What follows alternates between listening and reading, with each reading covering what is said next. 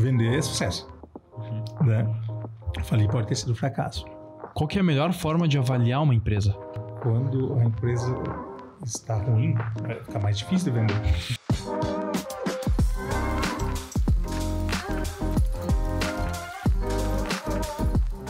Estamos começando mais um Bradocast, o maior podcast da Serra Gaúcha. É isso, e hoje nós estamos aqui para falar de um assunto que a gente nunca falou no Bradocast, mas que com certeza vai conectar muito. Com certeza. Né? Que é um assunto muito importante, que a gente já vai chegar, mas antes de chegar no assunto, vamos chegar na pessoa que está aqui conosco, que é o Diori Lovato. Ele é fundador e CEO da Canvas 360 e fundador da Autotech Viaturo. Diori, seja bem-vindo ao Bradocast. Muito obrigado, pessoal. Boa noite. Uma satisfação estar aqui. Uma honra. Show. É um prazer te receber. Prazer. E que nem o Bruno comentou, esse assunto a gente nunca conversou aqui. Já sempre tive interesse da minha parte de conversar sobre isso, porque é um assunto. A gente sempre falou de empreendedorismo, sempre falamos da empresa, mas a gente nunca falou do depois da empresa. Boa. Depois que o empreendedor se desfaz da empresa, por exemplo. Então acho que é um assunto muito importante, né? Já dei o início aí. Já deu. E, Diori, vamos começar da seguinte maneira. Eu falei fundador da Canvas 360. O que é a Canvas 360? Qual que é o mercado que vocês atuam? A Canvas 360 é uma empresa de intermediação de compra e venda de empresas, de M&A, que M&A é fusões e aquisições, Merger and Acquisition, em inglês. Boa. E M&A Tech, que é fusões e aquisições em empresas de tecnologia. Tecnologia. Perfeito. E o que seria mais aprofundadamente o M&A na prática? Como é que funciona? M&A é merger, que é a fusão, onde empresas se fundem, né, para gerar outra ou para aumentar os seus negócios, né, ou fazer uma joint venture para aumentar os seus negócios. E aquisições, que é onde a Canvas trabalha mais, que é onde ou um investidor, ou um empreendedor, ou uma outra empresa adquire uma empresa para fazer negócio. Para fazer negócio. Para fazer negócio. Legal. Então, onde a gente atua mais é nessa parte de acquisition. Do M&A, né? Merger, fusão e aquisição. E de onde é que surgiu o teu interesse em fundar uma empresa nesse setor? Eu já tinha uma empresa de assessoria na área financeira. E também, em paralelo, eu tinha empresas que eu vendi. Eu tinha uma empresa de máquinas de café, de aluguel de máquinas de café, aluguel, venda, comodato de máquinas de café, que eu vendi. E também tinha uma empresa de tecnologia que eu vendi. E aí eu, buscando conhecimento, naquela época ainda não se falava muito, não tinha muitas fontes, né? E eu tentando buscar assessoria e não conseguia. Acabei até, daqui a pouco, não fazendo uma venda tão boa, né? E eu senti que tinha uma lacuna de mercado que eu poderia preencher. E aí, quando eu fiz a saída da última empresa, né, eu fiquei um tempo pesquisando o que eu iria fazer. E aí foi então que eu fui buscar conhecimento, que eu decidi ir por esse caminho. E aí fui buscar conhecimento, né, numa empresa que é referência no Rio de Janeiro. Aí eu comprei o conhecimento deles, né, paguei eles para eles me ensinarem. Fiquei um tempo lá com eles trabalhando e trouxe então essa, digamos que, metodologia de trabalho um pouquinho diferente. Né? Entendi. Eu fiz também uma adaptação aqui para a nossa realidade, para a nossa cultura, né? E um pouquinho diferente, que é atuar o M&A nas pequenas e médias empresas e nas empresas de tecnologia. Olha só. Então, o foco é nas pequenas e médias empresas. Pequenas e médias empresas. E qual que é a diferença para uma empresa de grande porte? No ramo de fusões e aquisições, empresas de pequenas é até 15 milhões, empresas médias até 100 milhões, mais ou menos. Então, não é tão pequena assim. Né? Pequena só no nome. Mas as grandes aí já ultrapassam 50, 80, 100, cento e poucos, 200 milhões, né? Ali se mistura um pouco nesses valores, né? Mas essas empresas maiores, elas acabam contratando assessorias, né, das maiores, né, das mundiais, enfim, das auditorias, e como a gente está fora do eixo Rio-São Paulo, a gente acaba acontecendo mais lá nesse eixo e a gente fica aqui no interior de fora, né? Sim. Então a gente onde o que tem de público aqui de empresas para a gente trabalhar? Nas pequenas e médias. Sim. Né? As pequenas e médias, então, nesses tamanhos tem muitas. Né? Aqui, só em Caxias a gente tem mais de 80 mil CNPJs. Uau, para trabalhar. Coisa. Né? Então, e nascendo a todo ano em torno de 4 a 5 mil CNPJs. Né? Então, isso tem um mercado que não termina, né? Tem constante crescente. Pequenas e médias. Sim, tem espaço para todos, né? Se tu for ver, cara, não é só o grande jogo lá que tá rolando que vai te trazer um sucesso. Cara, tem pequenas e médias aqui precisando desse serviço. Exatamente. E eu acredito que o volume de pequenas e médias empresas é bem maior do que de grandes empresas.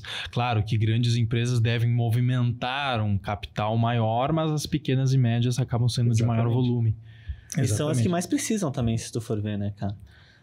Onde, na verdade, não tinham assessorias trabalhando, pequenas e médias, que a gente trouxe essa metodologia e adaptou para a nossa realidade, para o nosso jeito aqui da Serra de trabalhar, e a gente ofereceu um serviço que cabe no bolso das pequenas e médias, adaptado para pequenas e médias, com os materiais necessários para serem apresentados para os compradores da forma correta para pequenas e médias, né? E também a linguagem para quem vai comprar, né, das pequenas e médias. Então, é um trabalho que a metodologia vem das grandes, mas tem uma adaptação para ser trabalhada nas pequenas e médias. Legal. E falando assim em aquisições, né? A gente tem o lado que é o lado que vende e o lado que compra.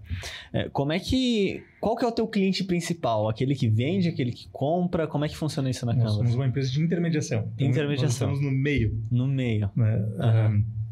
Tem um cliente que é o vendedor, né? Que é o cliente que nos contrata para colocar a empresa dele à venda. Né? Entendi. E aí ele nos contrata e a gente vai fazer todo o trabalho de preparar a empresa, né? A gente faz a avaliação da empresa, né? Aí, em paralelo a isso, a gente monta o sumário executivo da empresa, que é o material que a gente vai apresentar para os compradores. E aí nós vamos prospectar compradores. Olha só. Então a gente prospecta ativamente quem pode ser o comprador daquela empresa para uma aquisição estratégica, né, de outra empresa que vai adquirir aquela empresa que nos contratou, ou então a gente divulga nas nossas plataformas, que são bastante acessadas, né, principalmente o site, né, onde estão as empresas à venda. Então, empreendedores podem acessar ali as empresas que estão à venda. É um shopping. É um shopping de empresas à venda. Legal. De forma sigilosa. Você não vai conseguir ver nome da empresa, não vai conseguir... Consegue ver uma ideia ali. Porque o sigilo é muito importante. Com certeza. Né? A gente é muito criterioso quanto ao sigilo. Sim. Né? E aí, então, a gente vai depois também cuidar de toda a formalização da venda, fazer os contratos. A gente tem um jurídico interno lá, né, para fazer os contratos. A Marley, que é a minha colega, que está desde o início, ontem fez 9 anos de empresa. Olha só. E que, então, a gente vai fazer assessoria também do que tem que ser feito depois da venda da empresa. Sim. Né?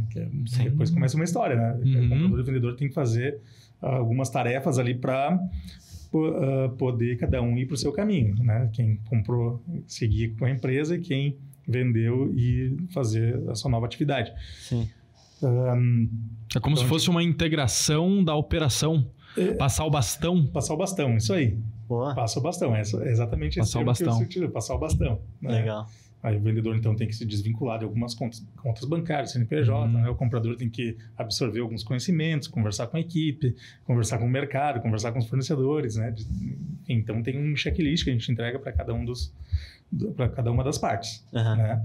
E pelo outro lado, né, do comprador, também é nosso cliente, é o comprador, né? Sim, total. Então, a gente tem o comprador, aquele que a gente busca ativamente, né? Daqui a pouco, uma indústria metalmecânica, a gente vai buscar quem pode ser o comprador, o complementar, né? Ou que tem alguma tecnologia complementar, algum produto complementar, ou que seja do mesmo produto, mesma tecnologia, que vai agregar, né? Vai comprar e vai crescer através de aquisição.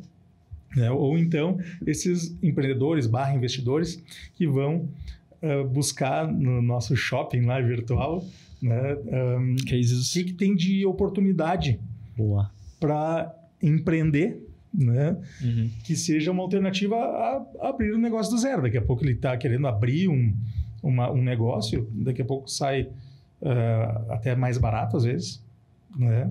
Já está com um negócio validado, já está andando, faturando, que já vai faturar no primeiro dia que ele estiver na operação, né? E do mesmo ramo, ou um ramo que ele nem tinha pensado que ele poderia empreender, ele vai lá olhar o que a gente tem, né, de oportunidades. Isso é uma dinâmica bem legal, que quando a gente vai empreender, iniciar do zero, de fato, a gente tem que fazer um investimento. Muitas vezes esse investimento não é tão alto assim, para começar um negócio. Às vezes ele não é tão alto, algumas vezes ele acaba sendo bem alto, inclusive. Mas ter a oportunidade e ter a possibilidade de pegar um negócio, talvez um negócio que tu já estava com vontade de empreender, que já está rodando. E isso que tu falou é o mais importante. No dia que tu comprar, no próximo já vai estar vendendo. No próximo já vai estar faturando. Eu acho que isso é o maior gatilho que tem nisso. É tu comprar um negócio que já está faturando, um negócio que já é estruturado. Claro que precisa de uma lapidação para crescer, justamente por isso da compra, né? Para fazer aquele negócio crescer, mas eu acho que esse é um ponto muito importante. Esse é um dos principais pontos, realmente. Deixa eu até pegar esse gancho que ele falou, né? Da empresa já tá faturando, já tá... mas às vezes passa muito uma sensação, talvez errada, uma percepção errada de que o empreendedor só vende a empresa quando tá dando tudo errado.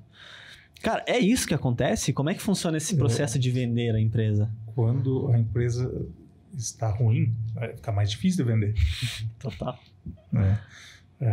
O melhor momento para vender uma empresa é quando ela está bem. Está na alta. Né? Que ela se torna um ativo interessante para uma aquisição, né? Vai vender uma empresa lucrativa, empresa sem problemas. Né? Às vezes pode ter daqui a pouco um endividamento que está impactando no resultado, mas com a venda vai quitar o endividamento. Sim. Né? E a empresa vai se tornar mais saudável. Né? Mas empresas que estão ruins, muito problemáticas, fica mais difícil de vender. Sim. Né? Até pode ser vendida por um caminho aquele que a gente falou da estratégico, né? Daqui a pouco, porque aquela empresa tem uma tecnologia ou tem uma carteira de clientes ou um maquinário que outra empresa se interessa, aí vai assumir, aí vai quitar as dívidas, né? Vai resolver o problema da empresa, mas é mais raro, né? Porque os compradores estão buscando ativos saudáveis para serem adquiridos. Lucrativos, né? E é onde a gente consegue trabalhar melhor. Essa questão só vai vender porque tá quebrado. Essa é uma questão cultural, né? Muito porque nós somos da cultura italiana e na Itália as empresas são long life business, são feitas para a família, para os filhos ficarem na família. Lá as leis trabalhistas são mais severas que as leis brasileiras, então é muito difícil demitir funcionário, então eles não contratam muito. E aí, então a empresa fica na família. Então a gente tem muito disso aqui. Tem muito. Mas isso está mudando muito, está desmistificando muito em função dos Estados Unidos, que já está no plano de negócios, no dia 1 da empresa, a agregação de valor do negócio, construção de valor do negócio para ser vendida em momento X. Sim. Né? O êxito do negócio, o sucesso do negócio está na venda. E não na jornada, não de ficar tirando o lucro da empresa. E quando tira o lucro, reinveste para fazer o crescimento para vender lá na frente. Né? Então, com a internet, com a informação vindo, principalmente na área da tecnologia, que a gente vê muita venda de empresas, fazer aquisições, né? Isso está desmistificando muito. Então, hoje já se tornou comum, né? Até aqui na Serra, quantas empresas estão sendo vendidas que a gente escuta, e vendas muito expressivas, né? E os empreendedores felizes porque venderam, né? A família dos empreendedores felizes porque venderam, né? Porque construíram um ativo muito importante para a família e para as próximas gerações. Né? Então, está cada vez mais se tornando comum, né? E os empreendedores aqui da Serra também buscando, né, assessoria para preparar a empresa para venda, para vender com uma construção de valor, com um valor interessante. Né? E para isso, trilhando um caminho de planejamento para vender. E não vender quando precisa, ou porque está doente, ou porque já cansou. Né? Com a pandemia se acentuou muito essa questão as pessoas começaram a relativizar o trabalho. Né? Principalmente os mais velhos, né? Pô, e agora? não veio a pandemia, estou vendo que, né, digamos que a brevidade da vida, né? O que eu vou fazer? O que eu vou fazer a partir de agora? Vou continuar trabalhando horas a fio, sem ver final de semana, e aí eu não deixo de curtir minha família, né? Então as pessoas relativizando o trabalho também, pô, mas eu posso daqui a pouco vender a empresa e me aposentar, daqui a pouco vender minha empresa e fazer uma coisa mais leve, e tem muitos empreendedores que têm mais de uma empresa, eu vendo duas e fico com uma para ficar mais leve. Boa. Né? E então isso tem cada vez mais se tornando mais simples de fazer essa decisão, de ter essa decisão de vender a empresa. Sim. E assim, pela tua história que tu contou, tu já passou por esse processo de vender a tua empresa, a tua própria empresa, né? E naquela época, o que tu enxergou que te levou a tomar a decisão? Eu acho que está no momento certo para vender. Eu acho que agora, se eu vender a minha empresa nesse momento, eu vou ganhar dinheiro, que é o objetivo de todo mundo, né? Vai ser uma venda lucrativa, o negócio está saudável e... Como é que é essa tua? Não foi lucrativa. Não? Infelizmente, até porque não tinha uma assessoria, eu vendi barato. Não foi lucrativa para ti, então? Eu vendi barato. Entendi. Hoje tu entende que tu vendeu barato. Hoje eu entendi que eu vendi muito barato. Eu vendi o que tinha de patrimônio líquido. É uma empresa de máquinas. Patrimônio líquido? Eu vendi pelo que tinha de máquinas, mais contas a pagar, menos contas a receber. Então eu não agreguei valor ao que eu tinha de marca, de história. Total. Né? Que hoje eu sei fazer a avaliação. Hoje tu trabalha com isso, então tu sabe. Isso já faz muito tempo. Eu comecei a empreender muito cedo, então tu tinha 20 e poucos anos, faz em torno de 20 anos, há 20 anos atrás. Né? E naquela época também a informação era mais limitada, né? Com certeza. Então, aquela vez o motivo da venda, né? É muito importante o motivo da venda. É uma das principais perguntas na hora de vender a empresa, né? O motivo da venda foi que eu estava me mudando de cidade, estava vindo morar em Caxias e para eu trazer a empresa para cá eu ia ter que fazer um investimento muito alto em máquinas. Era máquinas para alugar. E aí o CAPEX, é um capital intensivo de muito maquinário, máquinas caras. E aí já tinham concorrentes aqui na Serra fortes, nomes fortes. E eu também já estava cansado um pouco do ramo. Sim, né? Entendi. E então eu decidi, não, vamos começar uma nova história. E aí eu coloquei a venda e foi muito rápido a venda, assim. É um negócio que era um negócio vendável, né? Eu vendi para um concorrente e ele seguiu e tudo certo. Tudo certo. O segundo foi dissolução societária. Eu resolvi que eu precisava sair da empresa, que tinha sócios e incompatibilidade de valores, de ideologia, digamos assim, né? Do que é um negócio, de formas de fazer o negócio, né? E eu sentia que não estava muito confortável ali e não eu resolvi fazer a minha dissolução societária. Né? São caminhos mas esse também é um dos motivos que a gente é procurado, né? Bem comuns, né?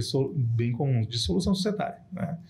Existem sociedades que são incríveis, né? É o que às vezes faz as empresas crescerem, né? A sociedade, né? Complementariedade, enfim, cada um com suas aptidões vai tocar um negócio e vai fazer crescer. Mas existem sociedades que não dão certo, né? E aí, o que vai fazer com a empresa, né? Às vezes, um sócio precisa comprar a parte do outro, ou precisa botar para venda e os dois, cada um seguir seu caminho. Então, a gente é contratado para isso, até para fazer a avaliação das empresas, né, para dissolução societária, para um sócio comprar a parte do outro. Né? Isso a gente é bastante contratado, é super delicado isso, porque tem duas partes ali. A gente também é contratado para fazer a avaliação de inventário, também de causa-mortes, né, também de divórcios, né, onde a gente precisa avaliar a empresa para fazer a divisão, né? Então é por aí o caminho. O motivo da venda podem ser os mais diversos, né? Pegando a tua pergunta e a tua pergunta, são duas perguntas complementares, porque é o motivo da venda, né? E E e o motivo da venda... o motivo da venda, no final das contas. E a outra pergunta que era empresas ruins, que tem que estar ruim para vender, né?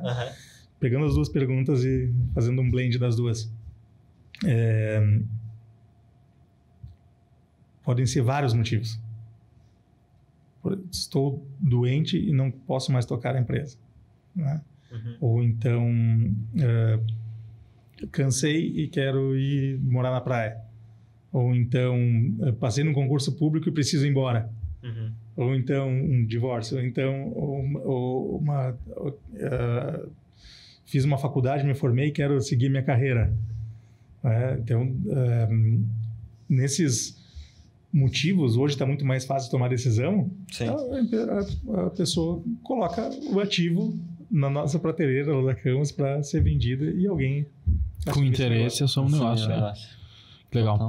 E assim, qual que é a melhor forma de, como tu falou antes da tua empresa, não fez avaliação boa, hoje, qual que é a melhor forma de avaliar uma empresa? Eu tenho que olhar o patrimônio, eu tenho que tirar as dívidas, eu tenho que fazer um valuation futuro, eu tenho que fazer uma projeção de lucros futuras, jogar valor presente. Como é que funciona essa avaliação? 3 métodos mais utilizados mundialmente, em ordem de prioridade, digamos, em ordem dos mais utilizados, é o método do fluxo de caixa descontado, né? O método de múltiplos, ou de EBITDA, ou de lucro líquido, e o método do patrimônio líquido. O mais utilizado é o fluxo de caixa descontado, né? Mas para pequenas e médias ele às vezes distorce um pouco o valor da empresa, então a gente usa mais o histórico da empresa e aí valida com o método de múltiplos. É uma pequena adaptação para pequenas, porque pequenas não tem todos aqueles níveis de gestão, não tem talvez uma perpetuidade se não tiver um empreendedor, né? Necessita do empreendedor para fazer o trabalho, para fazer aquela empresa dar lucro, e depende muito do empreendedor, né? Depende muito. Então, a gente fazendo vários testes, erros e acertos, a gente chegou nesse método, né, do fluxo de caixa, mas adaptado para pequenas, validado pelo método de múltiplos. Em alguns casos, né, quando o patrimônio líquido é muito alto e a lucratividade é baixa, a gente avalia pelo patrimônio. Então, precisa de uma análise sui generis também de quem está avaliando, um grau de julgamento de quem está avaliando, né, para ver qual método vai utilizar, também até para agregar valor ao negócio, né, para fazer uma boa venda, e poder apresentar para o mercado, né, um bom ativo. Precisa ter um julgamento para entender qual método vai ser utilizado e agregar valor de algum lado, né, ou pelo fluxo de caixa, que é pelo resultado, ou então pelo patrimônio, né, para poder fazer uma boa negociação. Boa. E olhando assim, temos os dois lados, né? E tu falou que vocês fazem o meio de campo ali. O quão importante é esse meio de campo? Como que uma assessoria pode ajudar nesse processo de compra e venda de empresa? Bom, eu tenho o lado do vendedor e o lado do comprador. Perfeito. Né? Pelo lado do vendedor, montar o material ideal, né, com as informações que necessita para uma venda, né, ter todas as informações na mão, né, as informações financeiras, as informações qualitativas do negócio, as informações de operação, todas as negativas, né, todos os documentos necessários para serem apresentados estarem prontos, né, para poder apresentar. Também a segurança de apresentar com sigilo. O sigilo é muito importante para a venda de uma empresa. Se a gente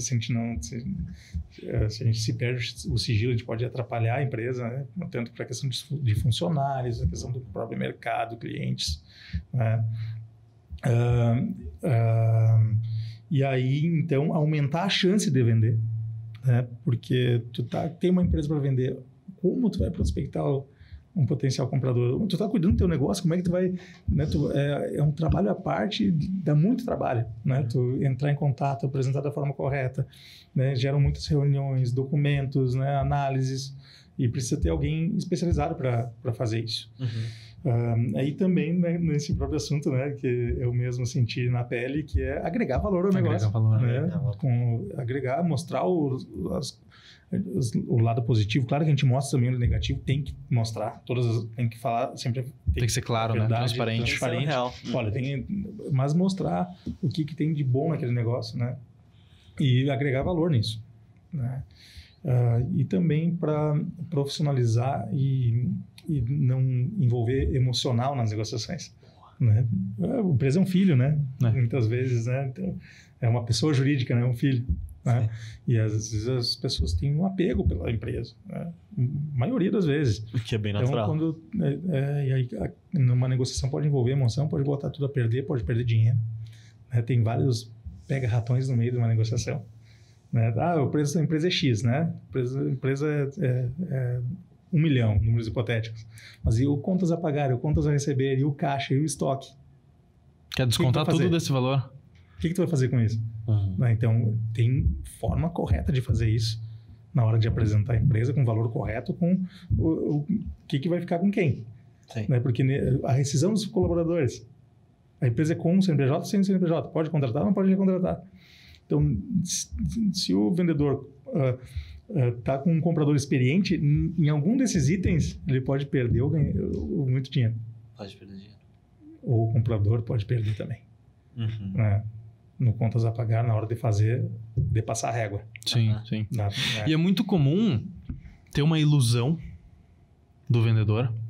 Por exemplo, eu tenho uma empresa, uma fábrica, uma indústria metal mecânica, em Caxias do Sul. Essa é nova. Essa é diferente. E minha empresa fatura mais de 100 mil por mês. Minha empresa é consolidada, minha empresa tem muitos fornecedores, tem compradores fiéis. Vendo até pro governo. Boa. O melhor pagador que tem, né?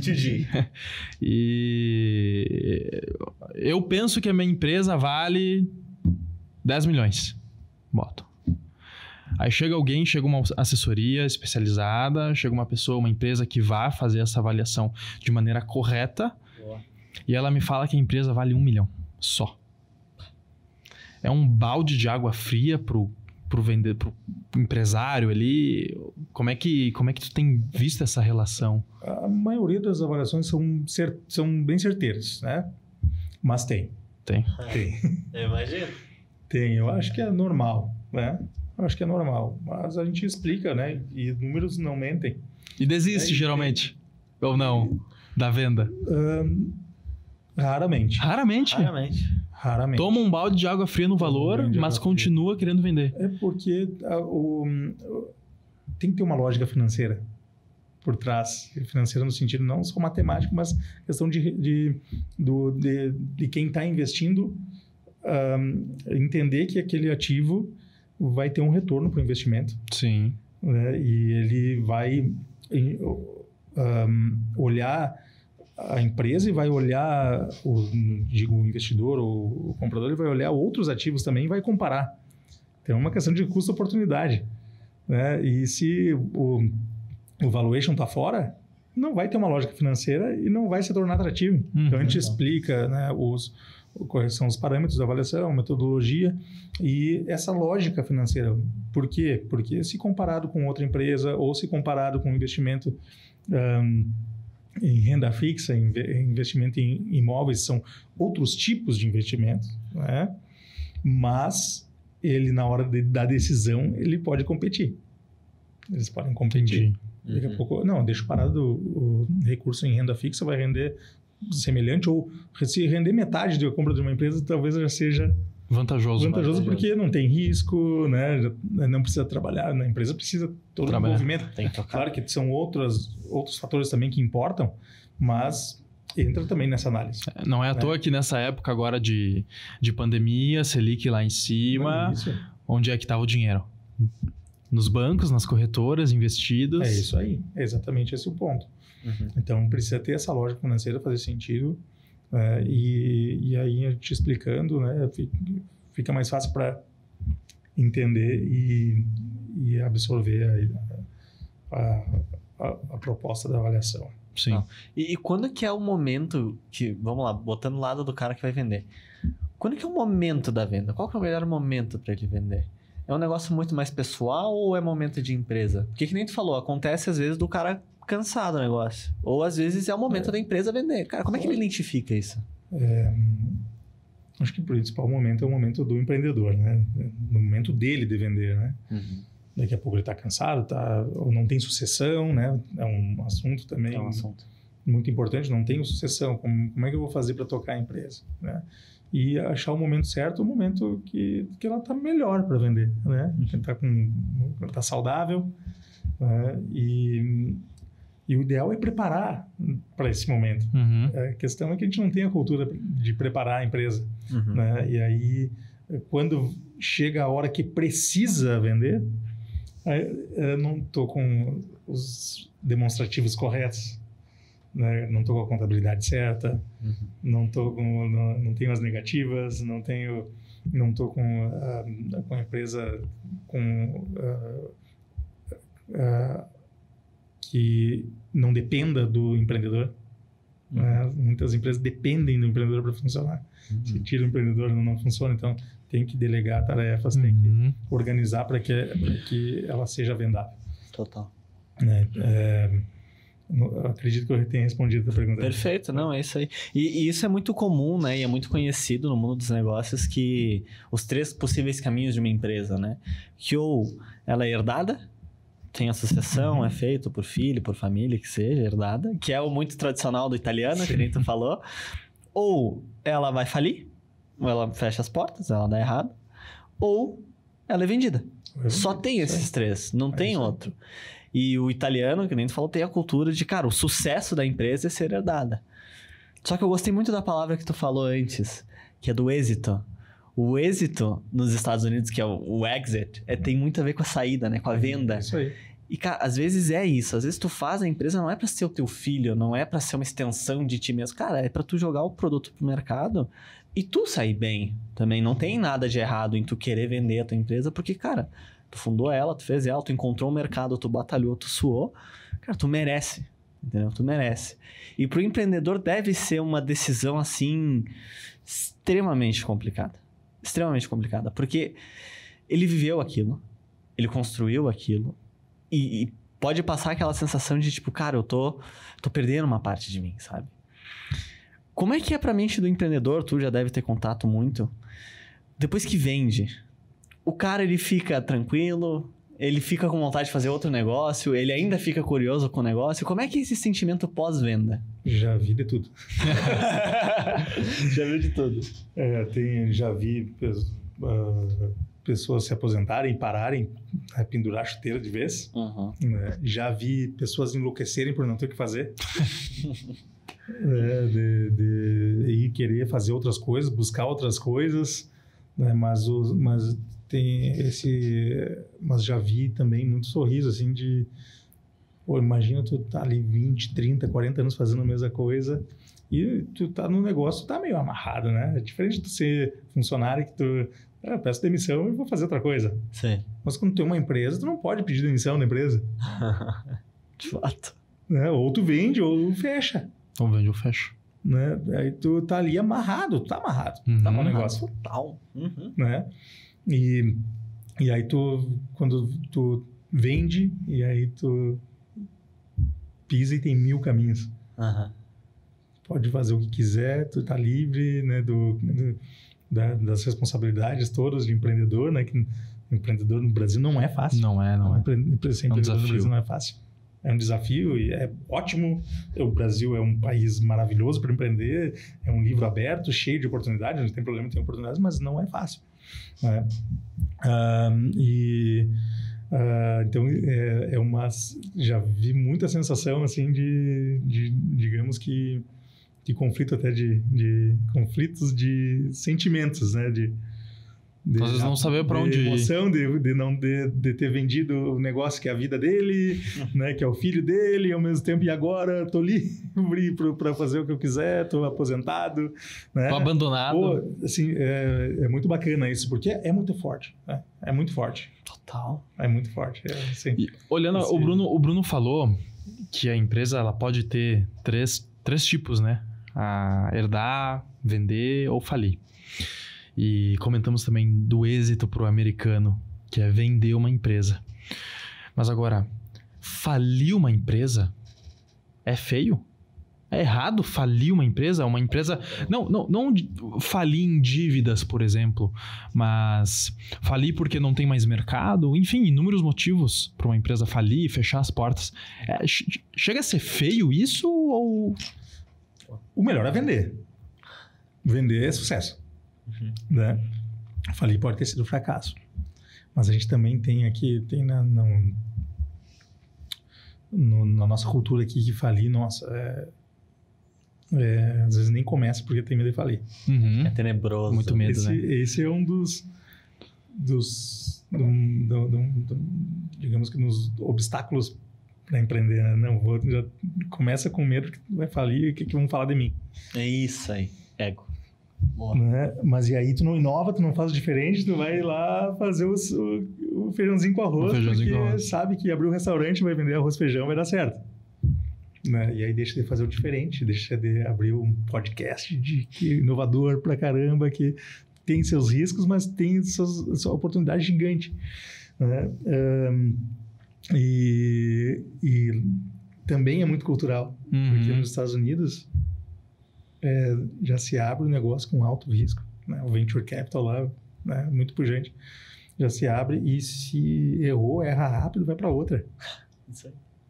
Tanto que investidor não investe em empreendedor que não faliu 3 vezes.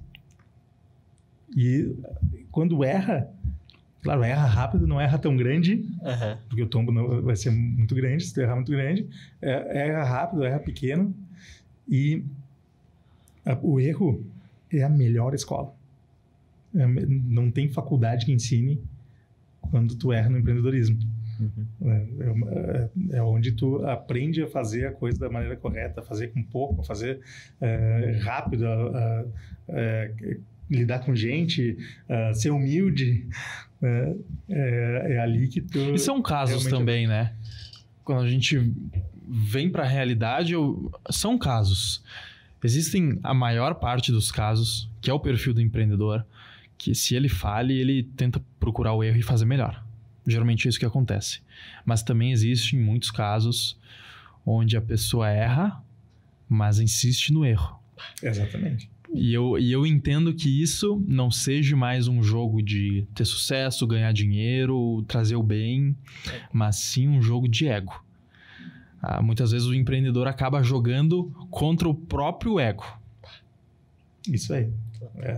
Tem no meio das empresas de tecnologia, das startups, tem o Lean Startup. O Lean Startup é isso, tu vai testar, vai medir, vai ver se está certo, se está errado, não é isso mesmo, não é. Corrige a rota, que é pivotar, pivota e vai corrigindo. Se tiver que mudar o produto, daqui a pouco era garrafa, agora é microfone, vai, não se apega à ideia e vai no microfone, que é esse que tu validou, que é o que tem mercado. Sim. Né? E aí tu vai... É exatamente isso. Né? Perder o orgulho da ideia. Exato. Eu já vi muitas pessoas lá da cultura americana falando ou eu erro ou aprenda. Cara, é ali. É por aí o caminho, né? É por aí o caminho, por cara. Aí. E o que tu falou, o erro é a maior faculdade.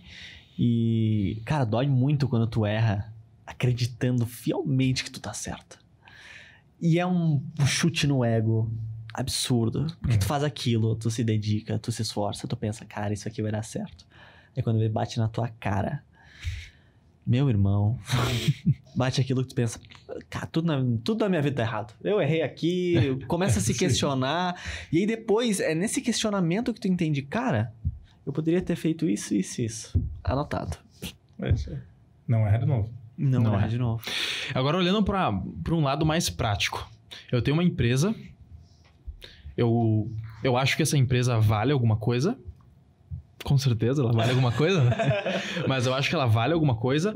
Eu acho que estou no meu momento de vender. É tudo acho, né? Tudo acho. Começa por aí. Eu acho que eu estou no meu momento de vender. Mas antes de eu contratar uma assessoria, antes de eu ir atrás da Canvas 360, eu gostaria de ter uma ideia. Eu gostaria de entender um pouquinho quanto que a minha empresa vale. Eu gostaria de, sabe, ter uma mínima ideia. Não quero me aprofundar. Eu quero ter uma mínima ideia. Uma noção. O que eu posso chegar, olhar para minha empresa, olhar para o meu DRE, olhar para os meus dados contábeis e falar, olha, ela pode valer isso aqui. Se tu pudesse falar aqui para mim agora, olha para aí, patrimônio líquido, olha para não sei o quê, olha para não sei o quê. O principal indicador é lucro líquido ou EBITDA.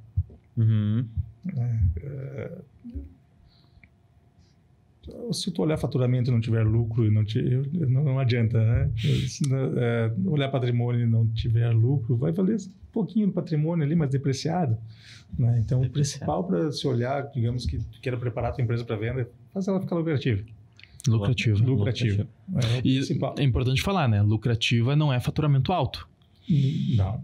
Pode é até melhor tu faturar menos e ter um lucro maior. Daqui a pouco uma empresa que fatura muito e tem lucro pequeno, tem um Titanic. Né? É verdade. Tu tá correndo muito risco ali, tu tá envolvendo muito capital intensivo daqui a pouco e tu tá com muito risco e com pouca lucratividade. É muito trabalho também, né? Uma empresa muito grande, muito faturamento, requer pessoas, requer estrutura, requer... Né? Então, claro que cada ramo também tem as suas particularidades. Daqui a pouco tem ramos que tu tem que faturar muito para ter o lucro mais baixo. No ramo de supermercadista é um ramo que é conhecido por lucratividade baixa, mas fatura muito. E não tem como fugir disso. Né? Mas, claro que tem negócios, ramos que tu consegue, tipo serviços, né? Serviços tu consegue ter uma margem mais alta. Total. Geralmente então, produtos, principalmente quando envolve uma indústria, commodities, principalmente, acaba tendo uma margem mais apertada, mais estreita. A indústria tem a margem apertada, você não consegue agregar muito valor ao produto, né? Se tu é uma empresa de prestação de serviço, né? De subcontratação, vai ter a margem apertada. Né? Então, tu precisa faturar mais para ter um lucro maior também. Sim. Né? E tu precisa envolver estrutura, tudo isso, mas não sei se eu respondi a tua pergunta, eu acredito que é o principal indicador para te olhar, mas não só isso. Claro, com certeza. Mas se eu tivesse para falar, olha mais para esse. Tem um olhar mais geral da empresa. Com certeza. Olhar todos os nuances da empresa. Né? Porque, por exemplo, aí tu olha num momento estanque, pega um ano, pega o faturamento anual e a lucratividade, vai fazer a avaliação só pela lucratividade. Multiplica por múltiplos e é isso. Não. Por quê? E se essa empresa estiver crescendo?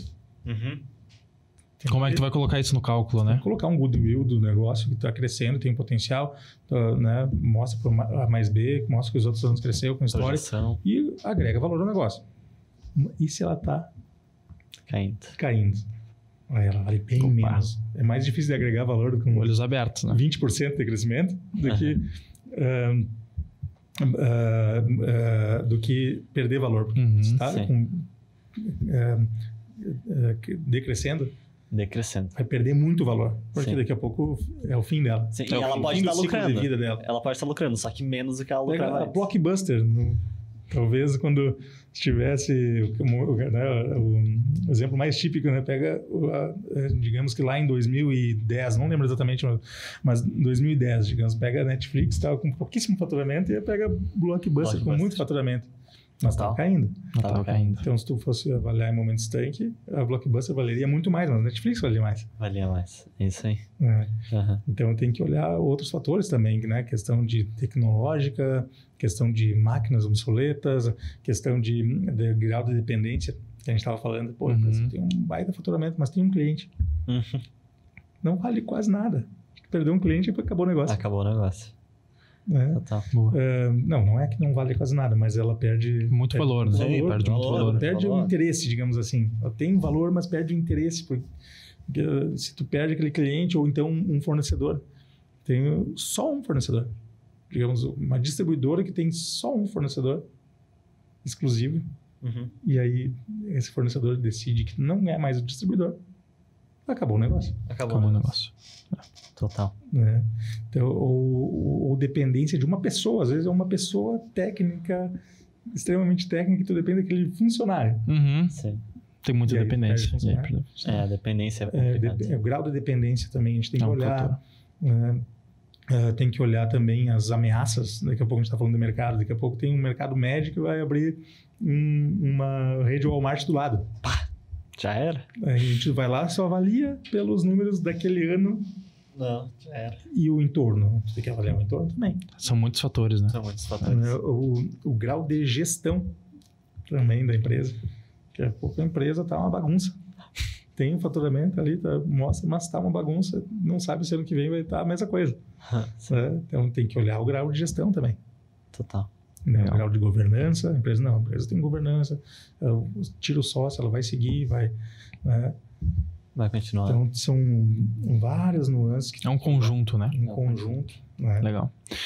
E para a gente encerrar, eu queria ouvir de ti uma dica para empreendedores, empresários, quem está procurando vender a empresa, quem está procurando investir em uma empresa, em um negócio. Se pudesse dar uma dica. Eu acredito muito na identidade empresarial. O que é isso?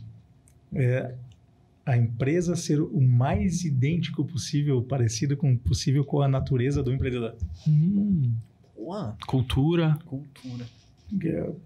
A empresa, se o empreendedor se conhece, ele busca um autoconhecimento, no que ele é bom, no que ele sabe fazer, no que ele gosta de fazer, foi buscar o conhecimento e cria um empreendimento o mais parecido possível consigo mesmo, a chance de dar certo é muito maior, que é uma extensão da vida dele. Total. Isso a gente usa muito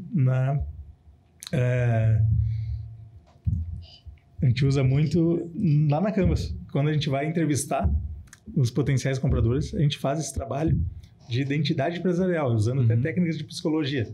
Faz uma anamnese linguística para entender para que aquele empreendedor, bem profundo, nasceu, qual é a natureza dele, qual é o perfil, qual é a vocação, né? Uma biografia histórica, o que ele já fez, que ele já sabe fazer, que seria mais fácil, que ele já tem aptidão para fazer, né? E tenta entender o perfil dele para encaixar ele no negócio que tem maior probabilidade dele dar certo. Sim.